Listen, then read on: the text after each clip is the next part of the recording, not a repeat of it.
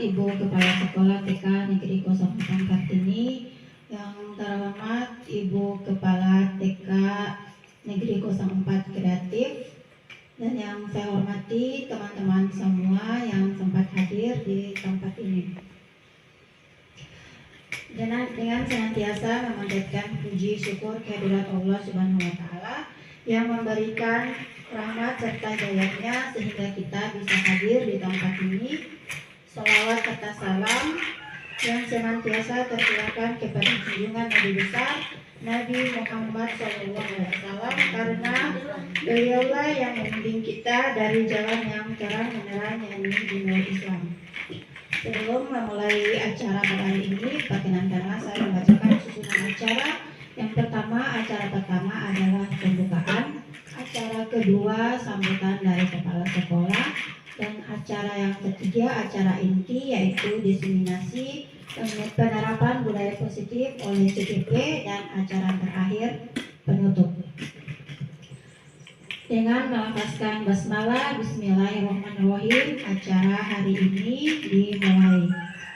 Masuk pada acara yang kedua adalah sambutan dari Kepala Sekolah TK Negeri 08 Kartini, yang saya sebut nama beliau Ibu Elvi Rasid Palinga SPD.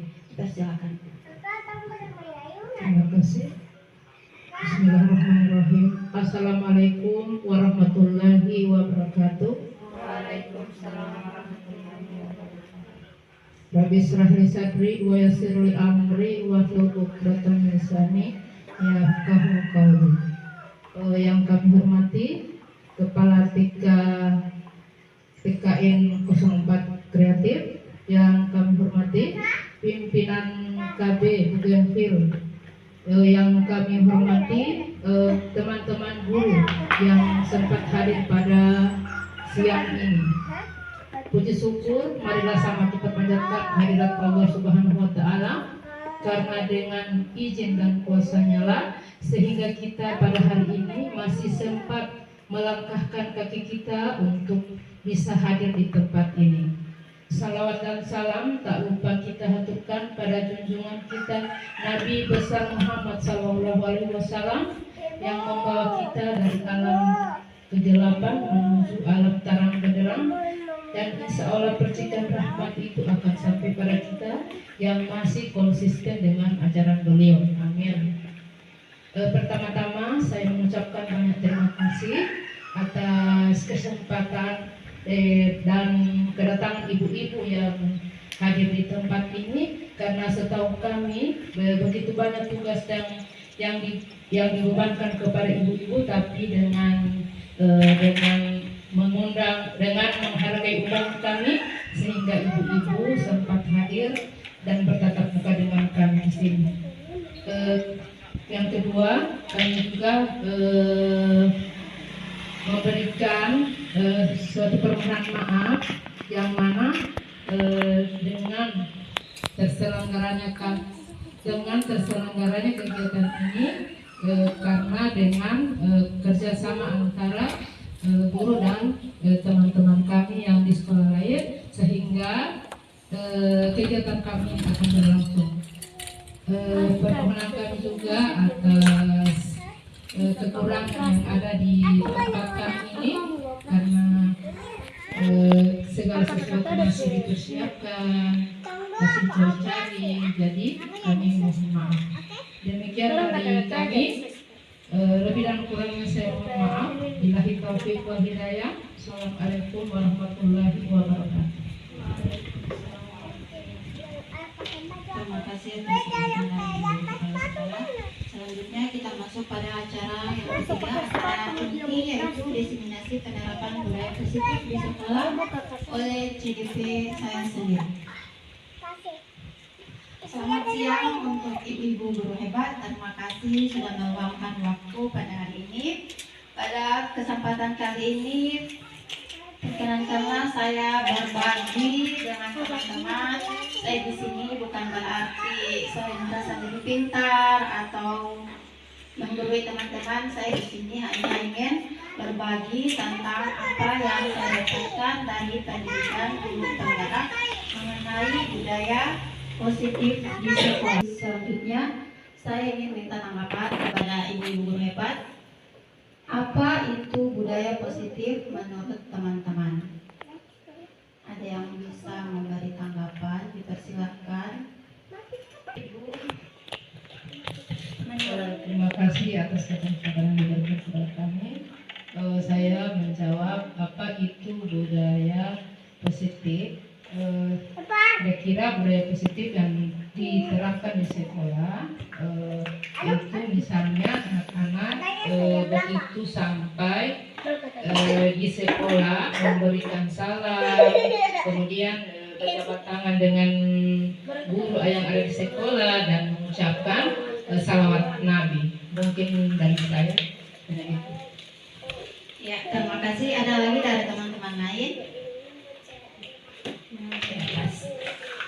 Yang kedua, apakah di sekolah kita sudah tercipta budaya positif? Sudah ada ya. Sudah seperti yang disebutkan tadi Ibu Kepala Sekolah. Nah, di sini budaya positif merupakan perwujudan dari nilai atau keyakinan universal yang diterapkan di sekolah. Budaya positif di sekolah diperlukan tuntunan dan tauladan dari seorang guru. Jadi kita seorang guru itu merupakan sebagai contoh atau teladan bagi anak-anak kita. Kebanyakan kan anak-anak itu meniru tentang apa yang mereka lihat. Jadi kita sebagai guru tugasnya memberikan contoh yang baik terhadap anak-anak kita agar mereka juga mengikuti perilaku-perilaku yang positif yang kita lakukan.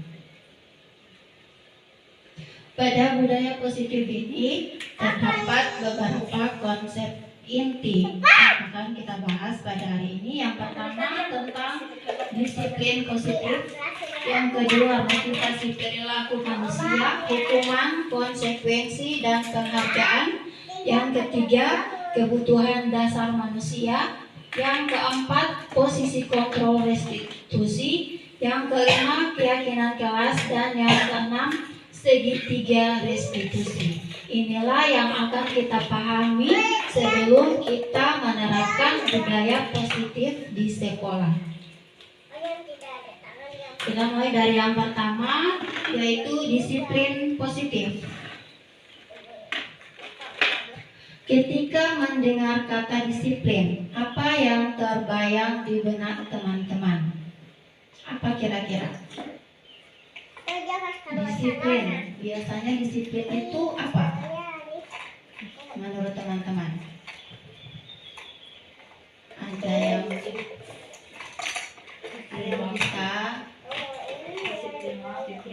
disiplin waktu,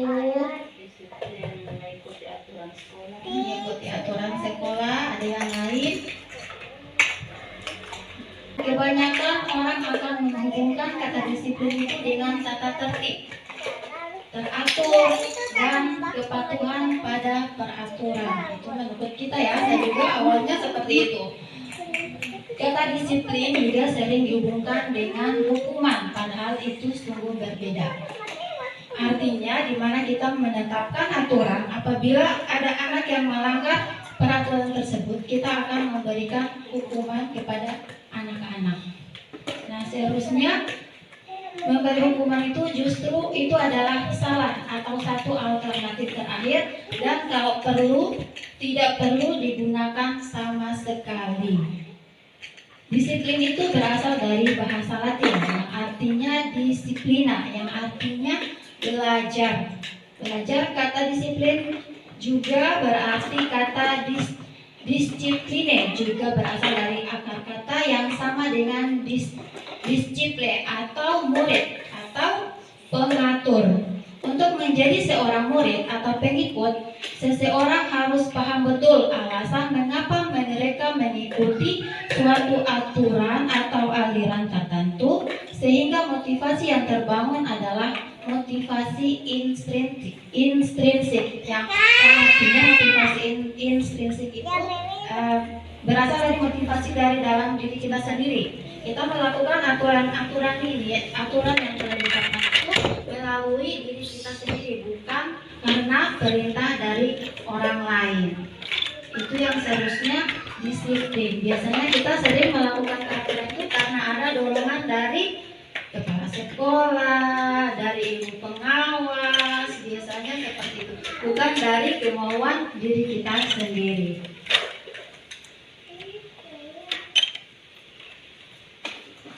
Berikut, sebagai pendidik tujuan kita adalah menciptakan anak-anak yang memiliki disiplin diri, sehingga mereka bisa berperilaku dengan mengacu pada nilai-nilai kebajikan universal dan memiliki motivasi intrinsik, bukan ekstrinsik.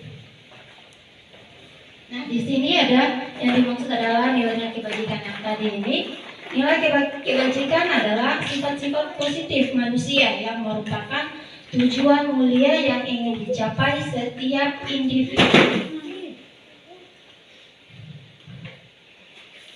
Nah, nilai-nilai kebajikan yang ingin dicapai oleh setiap anak Indonesia sekarang ini, apalagi sekarang ini dengan kurikulum Merdeka, kita kenal dengan profil pelajar Pancasila. Yang pertama ada beriman, bertakwa kepada Tuhan Yang Maha Esa dan berakhlak mulia, mandiri, bernalar kritis, berkebinekaan global, bergotong royong, dan kreatif.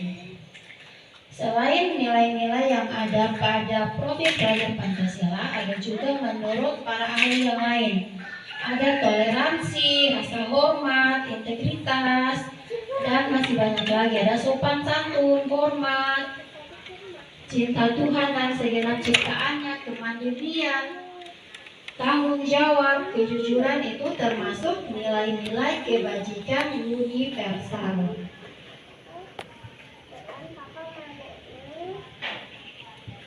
Yang berikut, motivasi perilaku manusia, hukuman, dan penghargaan.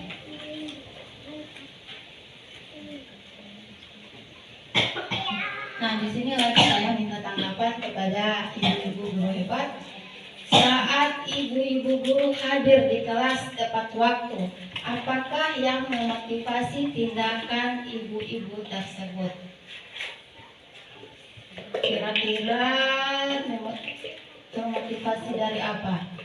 Teman-teman hadir di kelas dengan tepat waktu.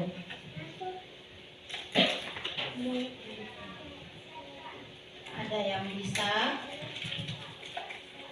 Apakah termotivasi dari karena ingin mendapat pujian dari kepala sekolah, atau ingin mendapat penghargaan, atau karena ada takut kena teguran dari kepala sekolah, atau dari apa?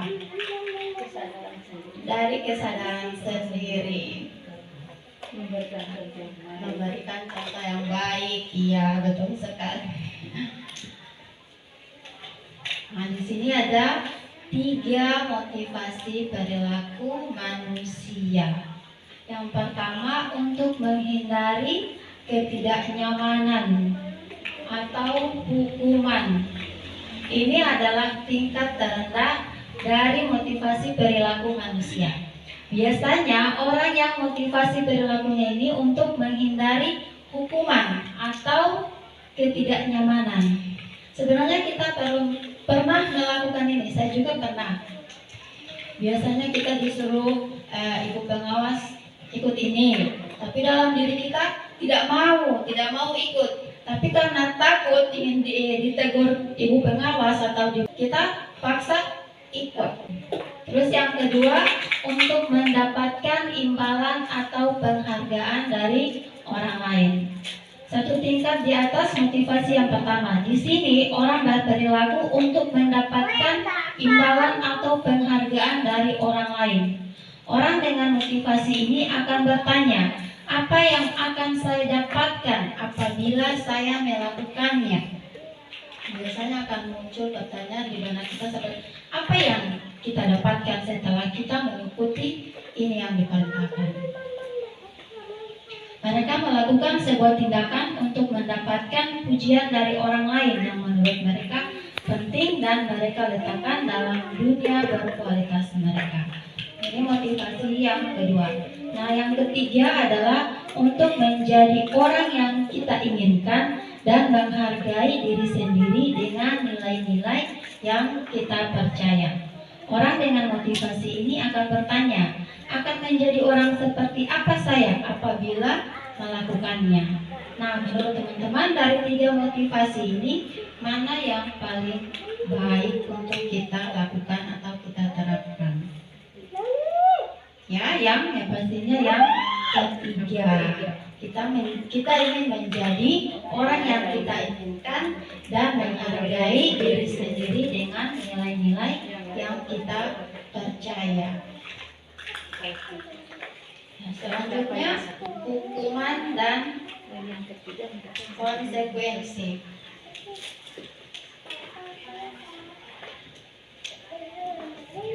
Perbedaan hukuman dan konsekuensi. Kira-kira hukuman dan konsekuensi itu sama atau tidak? Tidak ya? Ya. Hukuman bersifat tidak terencana atau tiba-tiba. Sedangkan konsekuensi sudah terencana atau sudah disepakati, sudah dibahas dan disetujui oleh murid dan guru.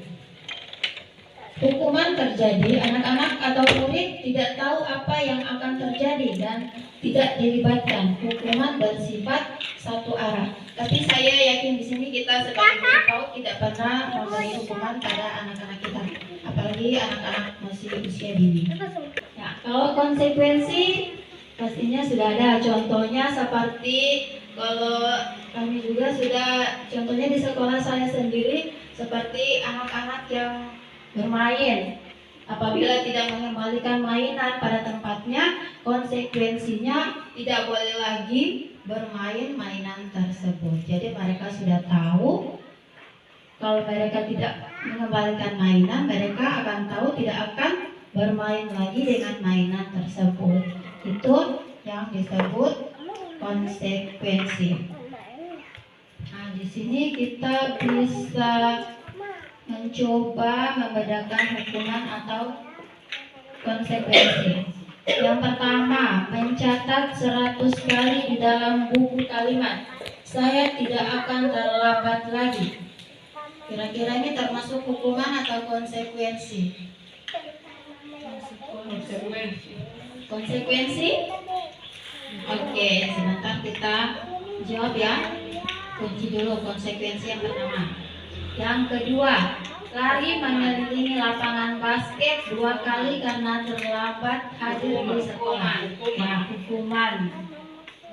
Yang ketiga, murid diminta untuk push up 15 kali karena tidak menggunakan masker di sekolah. Hukuman. Menggantikan kertas tugas teman yang telah dicoret-coret. Hukuman. Hukuman ya.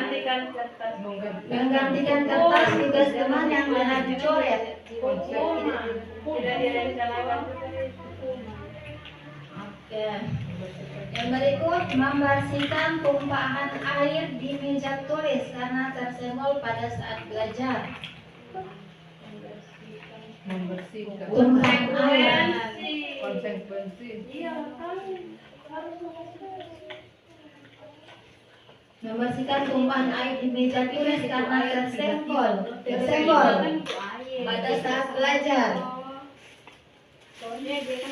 Tidak sengaja. Hukuman atau konsekuensi? Hukuman. Banyak ya hukumannya. Yang berikut, membersihkan WC sekolah karena mematahkan pensil kawannya. Hukuman. Oke, hukuman. Yang terakhir, lari mengelilingi lapangan basket 2 kali karena terlambat. Hukuman. Yang baik. Kita lihat ya jawabannya.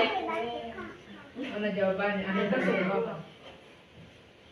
Mencatat 100 kali dalam buku kalimat termasuk hukuman. Kita memberikan hukuman pada ganti kalimat. Membersihkan meja Mengelilingi basket hukuman. Push up juga itu dan menggantikan kertas tugas teman yang telah dicoret-coret. Tadi jawabannya hukuman. Konsekuensi ya, karena di sini dia mencoret-coret kertas milik temannya. Jadi konsekuensinya itu dia harus menggantikan. Iya. Oh iya. Ya. Kalimat sadar beda. Iya. Kalimat sadar beda di hukuman yang konsekuensi. Iya. Terus yang berikut, membersihkan tumpahan air di meja tulis karena tersenggol pada saat belajar, itu juga konsekuensi karena dia menumpahkan air di meja. Jadi konsekuensinya dia membersihkan sendiri meja karena itu kesalahannya sendiri. Guru tidak memberikan hukuman pada murid tersebut. Yang berikut, membersihkan WC karena mematahkan pensil kawan, hukuman karena dia hanya mematahkan pensil kawannya tapi diberi hukuman membersihkan WC. Seharusnya dia, kalau konsekuensi, dia menggantikan pensil temannya. Nah, lari mengelilingi lapangan tadi hukuman ya. Nah, menurut kita guru PAUD mungkin itu hukuman, tapi kalau misalkan menurut itu guru PJOK, guru olahraga, mungkin ini konsekuensi karena dia diberi konsekuensi. Mungkin itu sudah kesepakatan mereka, apabila terlambat 10 menit dia akan lari lapangan 2 kali. Karena kalian yang kedua dengan yang terakhir ini. Iya. Sana kalau yang di atas mengelilingi lapangan basket itu karena kesalahannya itu terlambat. Nah, itu hukuman. Kalau ini masuk pada pelajaran PJOK olahraga. Jadi itu hal yang sudah biasa kalau di PJOK. Iya, seperti itu.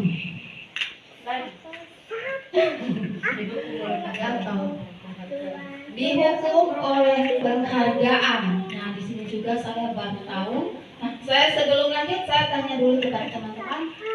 Kira-kira penghargaan itu menurut teman-teman merupakan sikap tindakan positif atau tidak?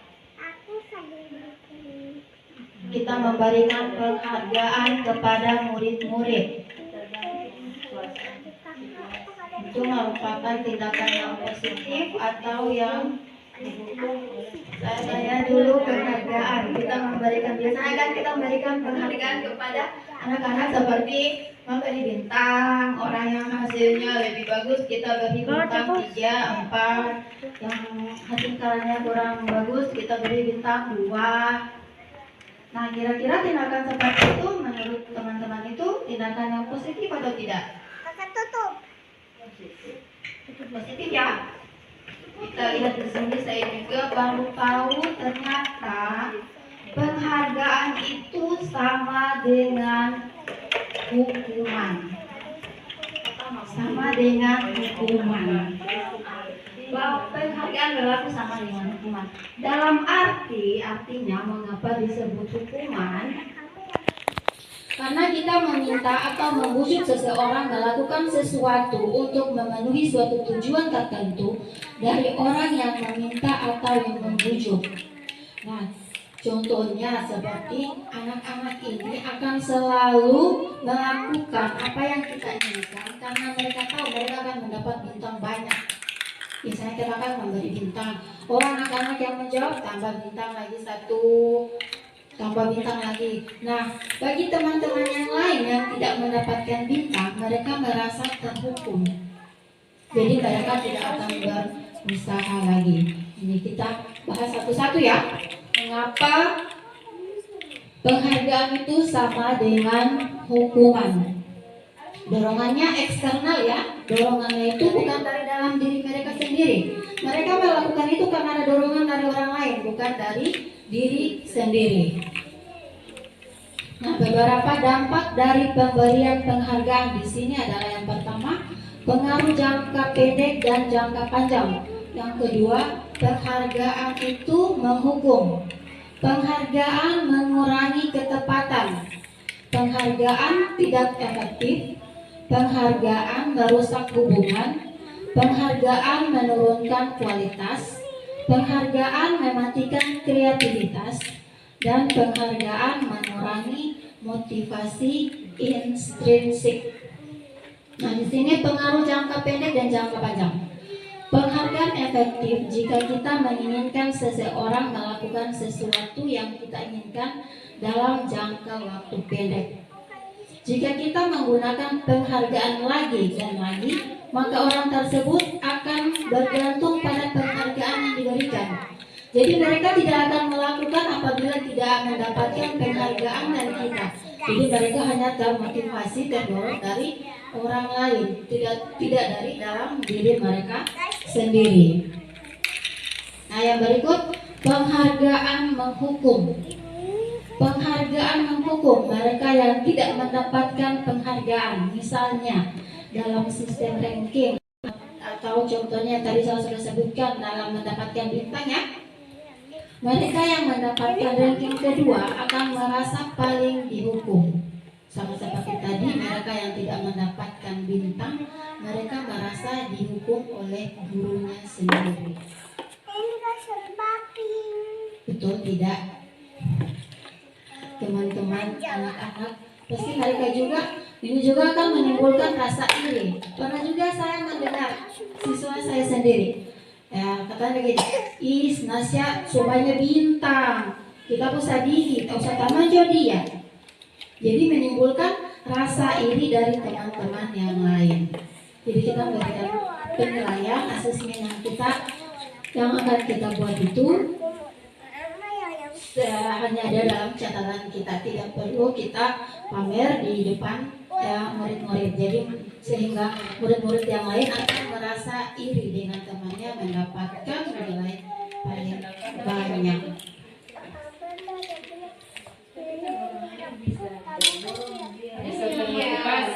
Iya, termotivasi. Tapi mereka melakukan itu karena mereka akan melakukan itu selamanya. Mereka akan melakukan itu karena hanya ada penghargaan bintang. Apabila tidak ada bintang, mereka pasti tidak akan melakukannya. Kalau tidak, kan sudah terbiasa. Biasanya sudah terbiasa kasih bintang. Nah, kalau kita tidak kasih bintang, mereka pasti akan diam. Apa kita tanyakan, pasti mereka cuek. Karena mereka melakukan itu hanya karena ada imbalan, ada penghargaan yang harus mereka dapatkan. Yang berikut ini, penghargaan mengurangi ketepatan. Biasanya juga kita memberikan penghargaan kurang tepat ya, apalagi pada kalau anak-anak siswa kita sudah banyak, pasti kita lupa dengan murid-murid yang lain. Kita hanya terfokus pada murid yang lain. Nah, di sini anak-anak diminta mengingat kata-kata tertentu. Kemudian mereka diminta mengambil kartu yang berisi kata-kata yang diingat tersebut. Setiap kali muncul, beberapa anak diberikan permen setiap mereka memberikan jawaban yang benar, dan sebagian yang lain hanya diberi tahu saja bila jawaban mereka benar. Ini yang disebut dengan penghargaan mengurangi ketepatan. Hasilnya anak-anak yang mendapatkan permen jawabannya banyak, yang tidak tepat dibandingkan anak-anak hanya diberi tahu jawabannya benar. Biasanya kalau kita memberikan permen seperti ini, apalagi kalau muridnya banyak ya, pasti yang lain sudah tidak terkontrol lagi. Jadi sebaiknya kita tidak memberikan penghargaan seperti itu pada anak-anak kita. Tidak akan menimbulkan rasa iri, kecemburuan, tidak bisa membagi imbalan, tidak dibiasakan. Kita tidak akan membiasakan murid kita melakukan sesuatu itu karena hanya sesuatu hal, mendapatkan sesuatu hal. Yang penghargaan merusak hubungan, itu yang bisa menimbulkan rasa iri. Seperti contoh siswa saya tadi, dia akan tidak berteman dengan teman yang mendapatkan bintang banyak, jadi merusak hubungan. Ya, jadi sebaiknya kita tidak perlu memberikan bintang. Kita memberikan apresiasi saja terhadap anak, berupa kata-kata saja atau motivasi dari kita, bagaimana kita memberikan motivasi kepada anak. Tidak harus dengan memberikan penghargaan seperti bintang atau permen atau apa.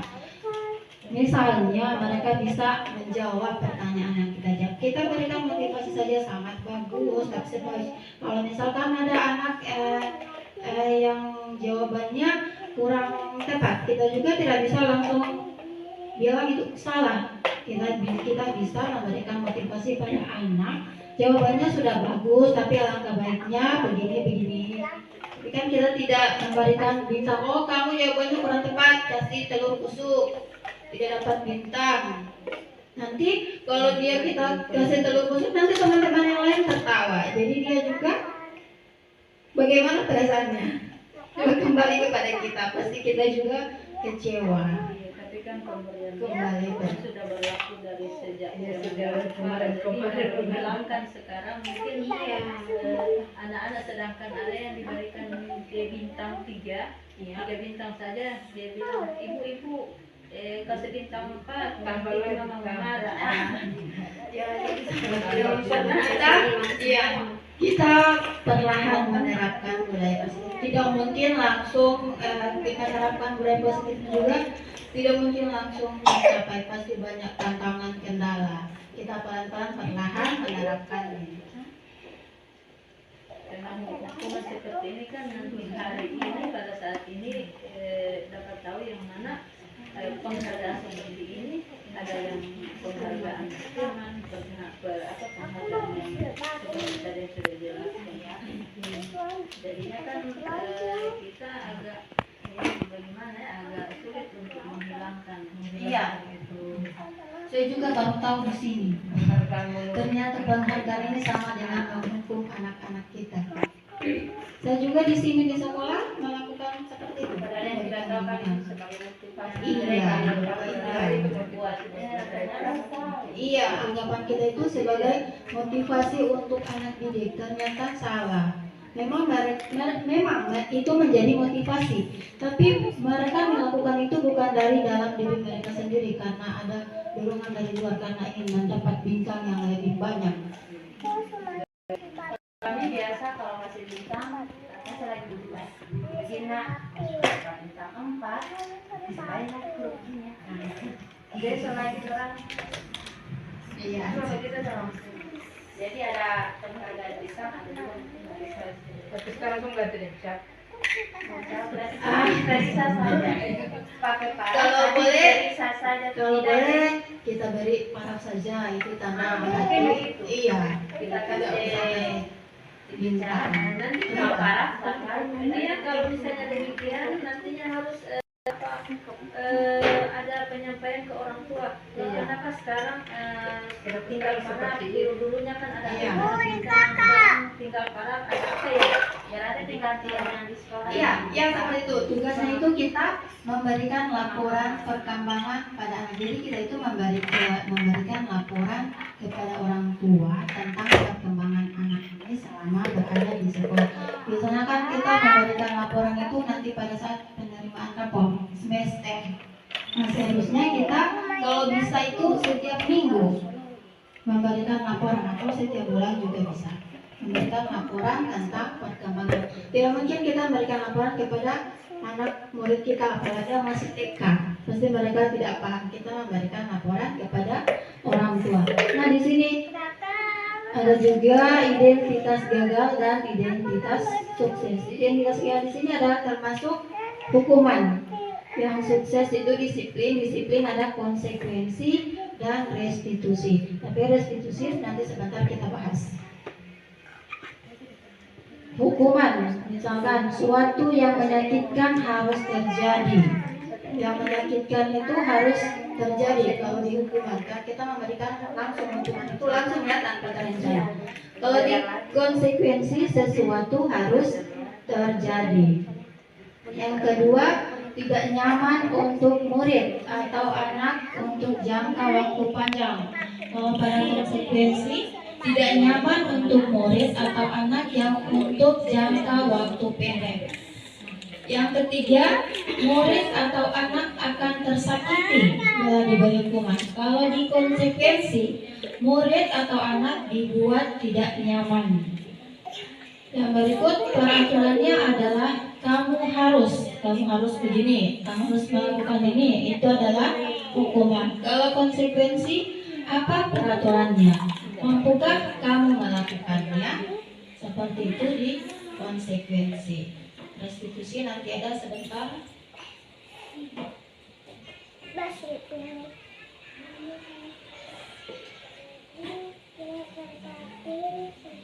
Sudah ngantuk atau belum?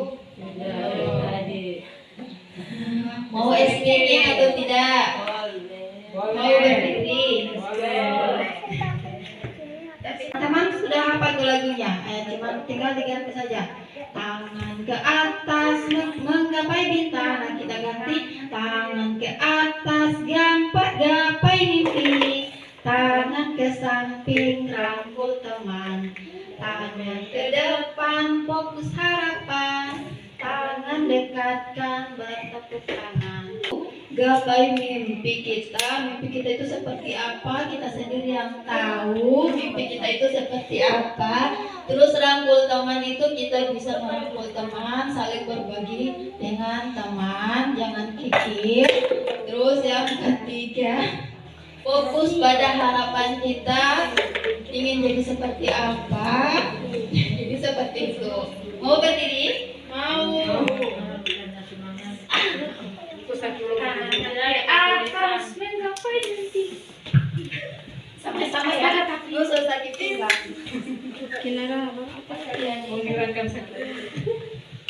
Sama-sama. Oke.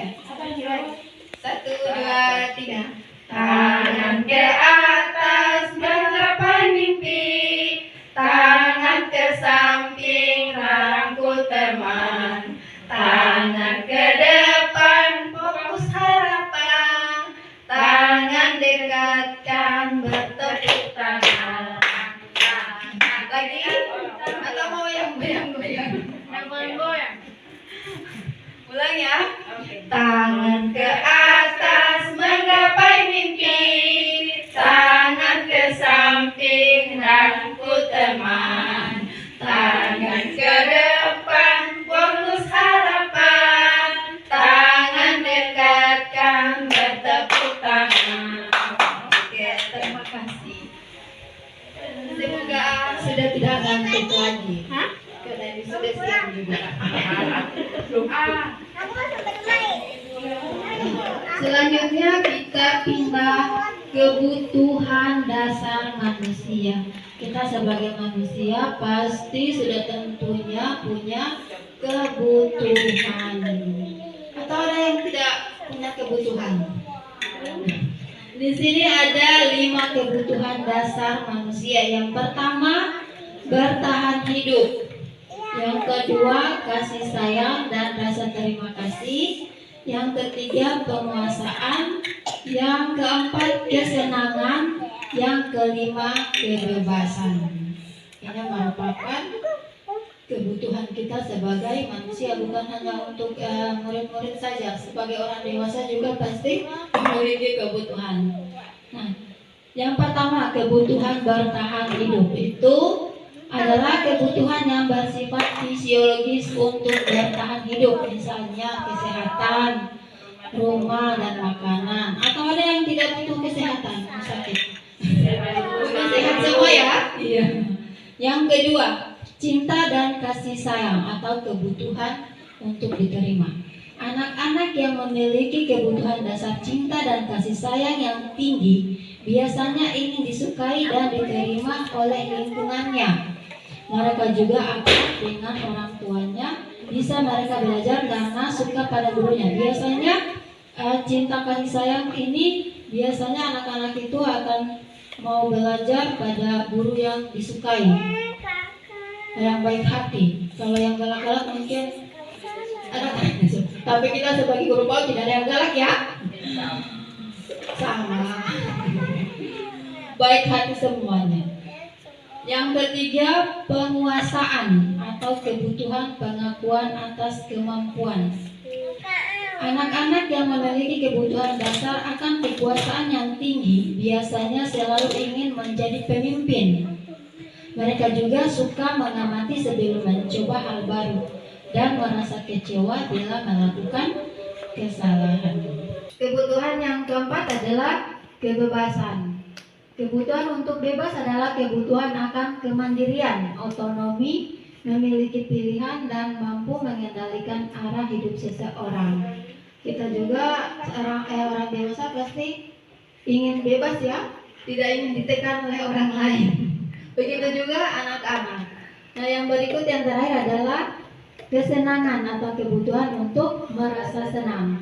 Kebutuhan akan kesenangan adalah kebutuhan untuk mencari kesenangan, bermain, dan tertawa. Bayangkan jika hidup tanpa kenikmatan apapun, betapa menyedihkan kita apabila tidak ada kesenangan. Di sini ada contoh kasus.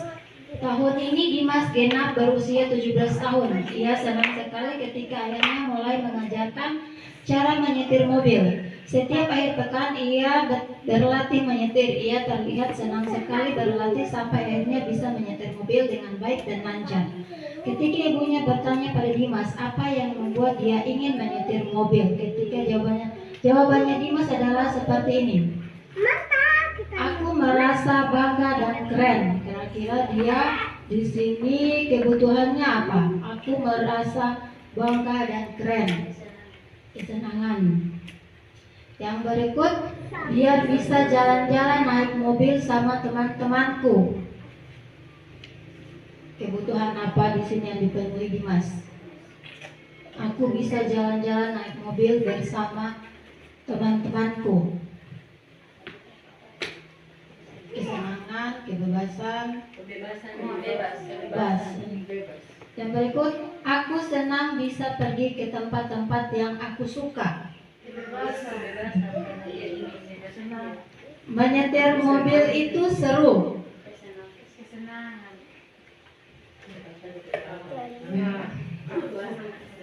Aku merasa bangga dan keren.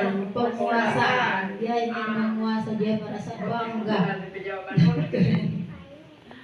Biar bisa jalan-jalan naik mobil sama teman-temanku. Kasih sayang dan rasa diterima. Dia ingin disayang.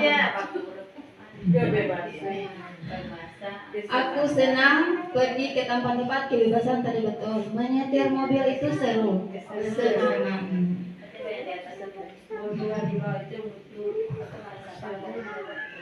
Oh iya.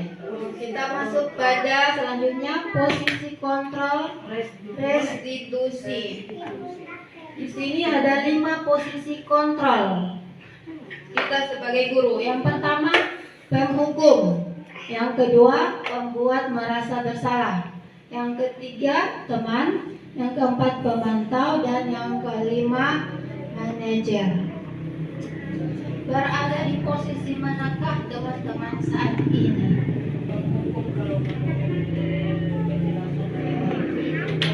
Penghukum, apalagi teman-teman berada di posisi manakah?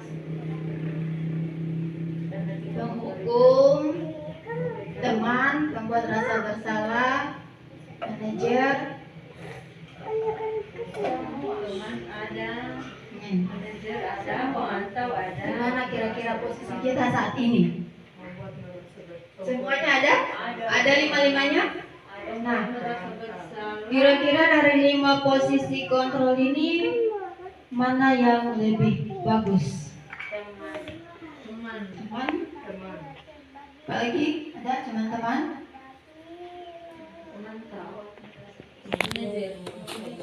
Manajer. Kita lihat dulu penjelasannya ya. Nih, penghukum itu seorang penghukum bisa menggunakan hukuman fisik maupun verbal. Orang-orang yang menjalankan posisi penghukum senantiasa mengatakan bahwa sekolah memerlukan sistem atau alat yang dapat lebih atau menekan murid-murid dan lebih dalam. Terus pembuat rasa bersalah. Pada posisi ini biasanya guru akan bersuara lebih lembut. Membuat orang merasa bersalah akan menggunakan keheningan yang membuat orang lain merasa tidak nyaman, bersalah atau rendah diri. Kita mau jadi seorang guru, jadi pembuat rasa bersalah pada anak-anak didik kita? Mau tidak? Tidak ya? Terus teman, guru pada posisi ini tidak akan menyakiti murid, namun akan tetap berupaya mengontrol murid melalui persuai atau membujuk secara halus. Namun pada posisi teman ini biasanya murid-murid akan ketergantungan terhadap kita pada posisi teman. Terus yang kedua, sebentar lagi ada di contohnya. Yang keempat, pemantau. Memantau berarti mengawasi. Pada saat ketika mengawasi, kita bertanggung jawab atas perilaku orang-orang yang kita awasi. Yang terakhir, manajer. Posisi di mana guru berbuat sesuatu bersama dengan murid, mempersilakan murid mempertanggungjawabkan perlakuannya, mendukung murid agar dapat menemukan solusi atas permasalahannya sendiri. Kira-kira mana yang lebih bagus posisi kontrol? Ya, manajer ya. Ini ada, bisa dibaca? Terlalu kecil ya. Penghukum. Di sini guru berkata kalau kamu tidak melakukannya, awas ya. Harusnya kamu sudah tahu. Ibu lelah sekali mengatakannya. Ibu stres. Iya. Kalau pada posisi teman, ayolah lakukan demi ibu. Masa kamu tidak mau? Ingat tidak, ibu pernah bantu. Iya, seperti itu. Terus pada pemantau, apa peraturannya? Kalau pada posisi manajer, apa yang kita yakini? Sama murid ya, apa yang kita yakini? Menanyakan pada murid. Apa yang bisa kau kerjakan untuk memperbaiki masalah ini? Iya, jadi kita pada posisi manajer ini kita mengajak anak bersama dalam memecahkan masalah. Seperti itu. Di antara 5 posisi kontrol tersebut, sebaiknya seorang guru menggunakan posisi kontrol sebagai manajer. Di sini guru berbuat sesuatu bersama murid, mempersilahkan murid mempertanggungjawabkan perilakunya dan mendukung murid agar dapat menemukan solusi atas permasalahannya sendiri. Bukan kita hanya memantau saja. Terus posisi manajer mengacu pada restitusi yang dapat menjadikan murid sebagai manajer bagi dirinya sendiri, sehingga tercipta identitas yang positif atau berhasil pada diri murid. Dan berikut kita masuk pada keyakinan sekolah atau keyakinan kelas. Di dalam kelas, biasanya kita sebagai guru menggunakan peraturan kelas atau keyakinan kelas. Kita di dalam kelas itu biasa kan ada aturan. Biasanya kita menggunakan aturan kelas atau keyakinan kelas.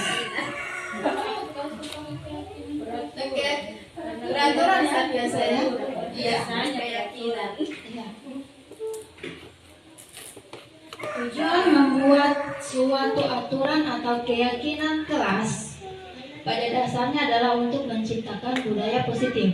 Kita membuat peraturan kelas, dikembangkan menjadi sebuah keyakinan dan dikembangkan lagi menjadi lingkungan yang positif, kemudian dikembangkan lagi ke seluruh warga sekolah dan hasilnya nanti menciptakan budaya positif. Jadi sebaiknya kita membuat peraturan itu keyakinan kelas atau sekolah. Di sini keyakinan sekolah atau kelas itu caranya kita membuat peraturan kelas itu bersama murid. Biasanya kita membuat peraturan kita buat sendiri, kita susun sendiri.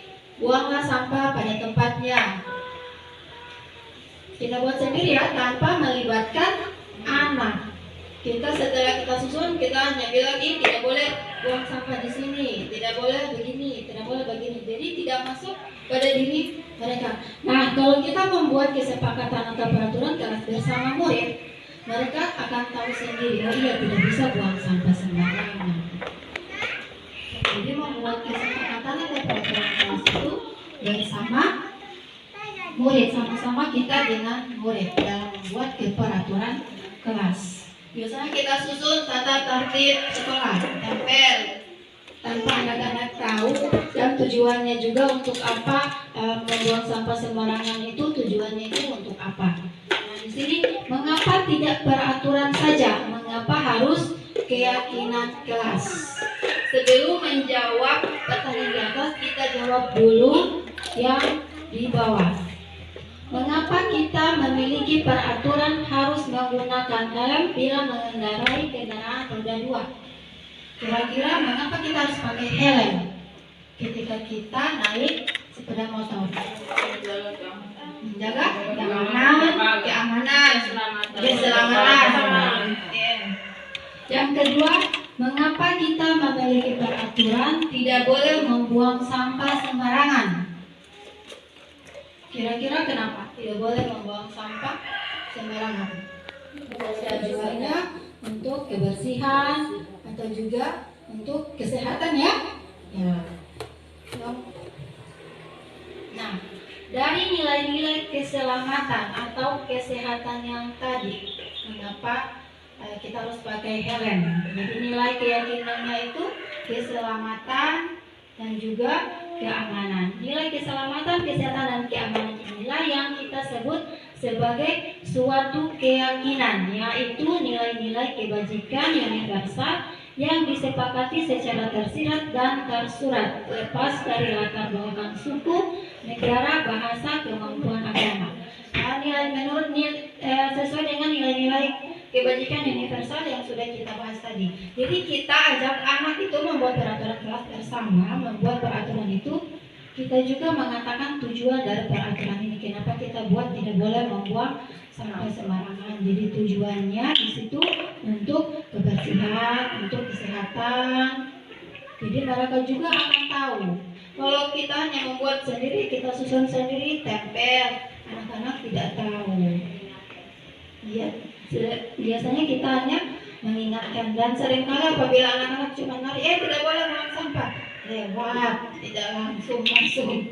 Kalau kita membuat peraturan bersama murid, duduk bersama murid, bersama anak-anak membuat peraturan atau keyakinan, pasti mereka sudah tahu, oh iya tidak boleh buang sampah sembarangan. Dan mereka akan ingat sendiri yang telah mereka sepakati bersama. Oke, next.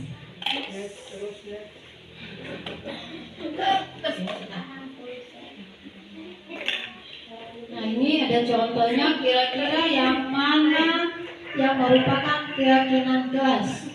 Apakah yang pertama, datang tepat waktu, mengucapkan salam, menjaga kebersihan sekolah, berdoa sebelum sudah makan, atau yang di sebelahnya lagi, kami guru dan murid yang saling menyayangi, kami murid yang semangat belajar, kami murid yang peduli dengan teman-teman. Yang mana? Kalau keyakinannya yang seharusnya, Iya. yang sebelah Yang kedua ya. Yang kedua, kami guru dan murid yang saling menyayangi. Jadi bukan hanya untuk murid juga peraturan dibuat, untuk kita guru juga. Ya. Dalam membuat keyakinan kelas, guru berperan dalam mewujudkan terbentuknya keyakinan sekolah atau kelas dengan adanya kesepakatan guru dan murid. Keyakinan sekolah atau kelas berupa pernyataan-pernyataan universal yang mudah diingat dan dipahami dan harus diterapkan di lingkungan sekolah.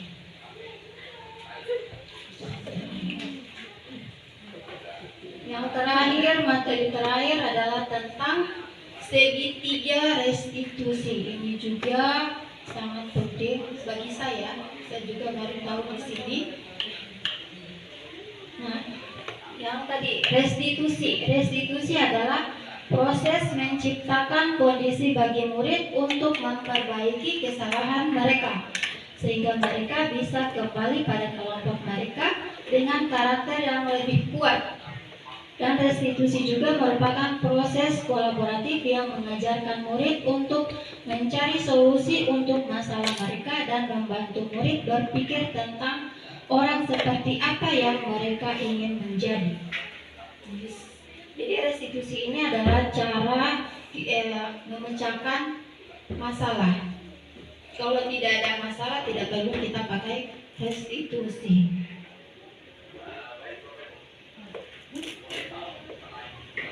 Ini ada 9 ciri-ciri restitusi ya. Nah, segitiga restitusi. Segitiga restitusi adalah sebuah diagram pemulihan bagi anak yang melakukan kesalahan. Jadi kalau anak-anak tidak melakukan kesalahan, tidak perlu kita pakai segitiga restitusi. Segitiga restitusinya hanya untuk memecahkan masalah. Di sini ada tahapan segitiga restitusi. Yang pertama, validasi tindakan yang salah. Yang kedua, menstabilkan identitas. Dan yang ketiga, menanyakan keyakinan. Jadi dalam penyelesaian masalah, biasakan anak-anak kita banyak yang melakukan kesalahan keyakinan kecil seperti bertengkar, berebut mainan. Itu sudah termasuk masalah anak, dan kita sebagai guru harus menanganinya dengan menggunakan segitiga restitusi. Yang pertama, menstabilkan identitas. Untuk membuat anak yang merasa gagal karena berbuat salah menjadi positif terhadap dirinya. Jadi bila anak melakukan kesalahan, kita tidak bisa langsung menyalahkan anak. Di sini contohnya guru berkata, berbuat salah itu hal yang manusiawi. Tidak ada manusia yang sempurna. Ibu juga buat salah, kita pasti bisa menyelesaikan masalah ini. Jadi di sini kita menstabilkan identitas atas masalah anak. Yang kedua, setelah menstabilkan identitas, kita pasti validasi kebutuhan. Membantu murid mengenali basic need atau kebutuhan dasar yang ingin dipenuhinya ketika melakukan kesalahan itu. Contohnya, guru di sini bisa berkata, kamu bisa saja kan melakukan hal yang lebih buruk, tapi kamu tidak melakukannya kan? Atau yang kedua, kamu pasti punya alasan mengapa melakukannya. Kita tanyakan dulu kenapa dia melakukan hal yang seperti itu. Itu adalah contoh validasi kebutuhan. Yang terakhir adalah menanyakan keyakinan pada murid.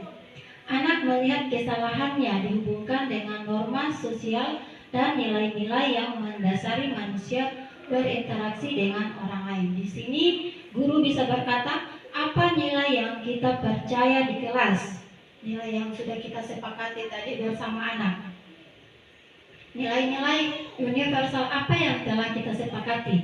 Kelas yang ideal itu seperti apa? Itu contoh kita sebagai guru dalam menanyakan keyakinan kepada anak dalam melakukan kesalahan.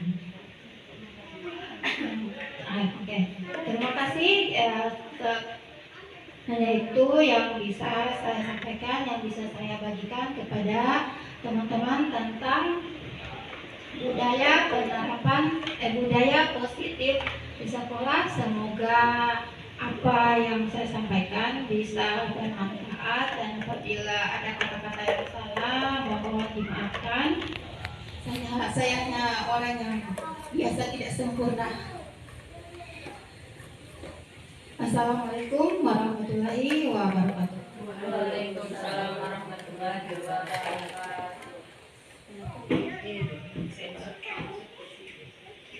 Selanjutnya kita masuk pada acara terakhir, yaitu penutup. Sebelum menutup acara ini, saya mengucapkan terima kasih atas waktu ibu-ibu yang sudah datang pada hari ini di tempat ini. Mohon maaf atas segala kekurangan.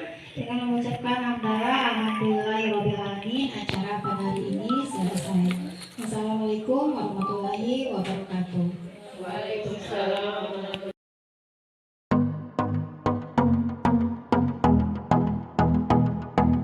Assalamualaikum warahmatullahi wabarakatuh. Waalaikumsalam warahmatullahi wabarakatuh. Oke, semangat pagi. Pagi, pagi, pagi, yes. Oke, teman-teman, semangat.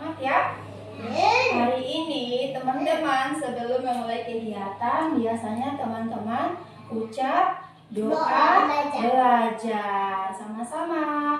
Tangan ke atas menggapai bintang, tangan ke samping burung yang terbang, tangan ke depan ikan berenang, tangan dibuka siap berdoa. Ayo Abian pimpin doa. Teman-teman sebelum Belajar, marilah kita berdoa bersama-sama. Berdoa dimulai. Bismillahirrahmanirrahim. Raditu billahi robban wa bil islami dina. Nabi Muhammadin nabiyya wa rasulah. Rabbil zidni ilman warzuqni fahma. Artinya dengan menyebut nama Allah yang maha pengasih lagi maha penyayang. Aku rela Allah sebagai Tuhanku, Islam sebagai agamaku, Muhammad sebagai utusan Allah.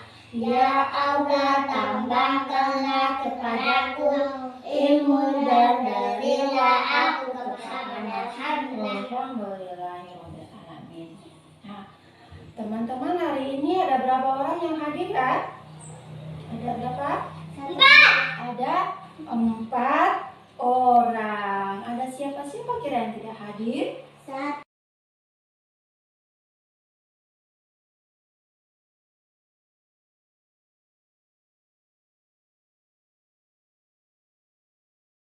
Hari ini kita akan membahas akan membuat tentang keyakinan kelas kita. Kita kelas apa dulu? Kelas A atau B? Kelas A. Nah, jadi hari ini kita membuat keyakinan kelas kita. Membuat apa dulu? Keyakinan apa? Keyakinan kelas A. Keyakinan kelas itu kesepakatan kelas yang kita yakini bersama. Teman-teman, kira-kira teman-teman ingin menjadi kelas kita itu yang seperti apa? Bersih. Apa lagi? Terus teman-teman itu di sekolah ingin jadi seperti apa? Baik. Jadi Baik. Nah, di sini Kan juga baik. ada. Halo. Hai. Kertas ini Bunda sudah tulis nama teman-teman masing-masing. Ada Alkit. Bunda tempel sini ya. Ada Alif. Mana Alif? Sana. Ya, angkat tangan Alif. Mana? Ya, kalau Alkit yang mana? Angkat tangan Alkit. Ada Abian. Mana Abian? Mana Abian di sini? Sana. Oke. Terus ada Reski. Bunda tanya sekarang dari sama Reski dulu. Reski ingin jadi orang yang seperti apa ya? Baik. Orang baik. Apalagi? Baik, Bunda tulis di sini ya. Baik. Kalau Abian? Baik. Baik juga. Apalagi yang lain?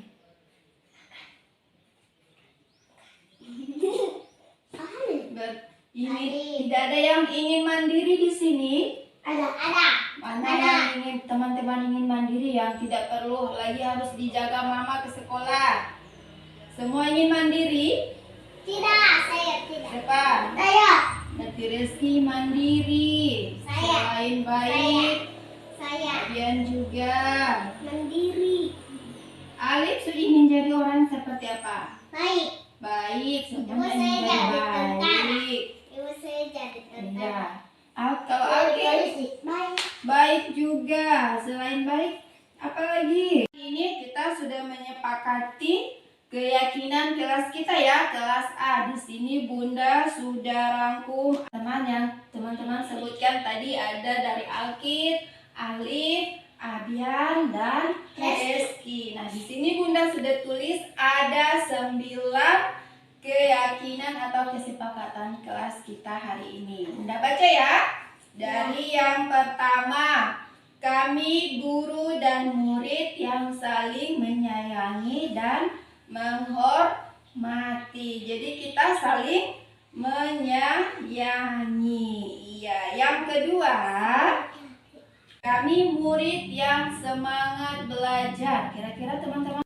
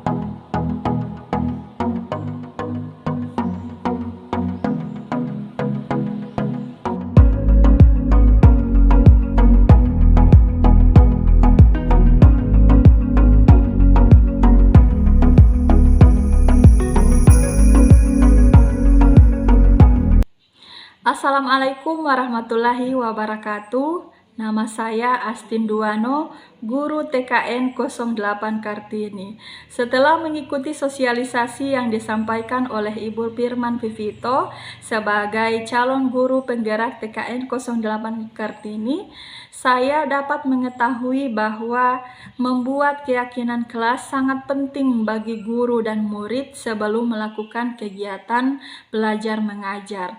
Tujuannya untuk terciptanya kenyamanan budaya positif.